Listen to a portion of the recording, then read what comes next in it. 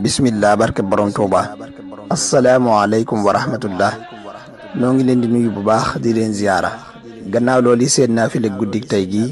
di guddik fukkeel gi ak ñaar ci weeru koor Serigne Souhaïbou Mbacké nee na ku ci julli fukki rakan bu ci ne nga jàng fatiha benn yoon jàng xul huwallaahu ahad ba saar yu jeex juróom benn yoon ku def loolu dees na ko wutal ca àjjana juróom-ñetti junniy soxna te it dees na ko boole ci dëkkandoo yonente bi sallallahu taala alayhi wa sallam te it dana mel ne ku jàng téereb tawreet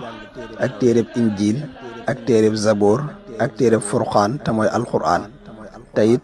dees na ko jéggal bàkkaaram yépp ak lu mu bari bari doonte tol na ne duusi géej gi te it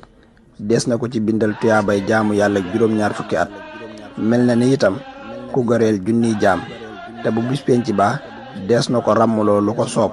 ci ñi nga xam ne dañoo naroon a dem sawara te dana tàbbi àjjana te deesu ko xisaab yàlla na ko yàlla man loo tanu def ko te def ko na mu ko taamoo mu nangul ñu ko fulal ñu ko làqal ñu ko fu yàq yëgul barkeb Seexul Xadiim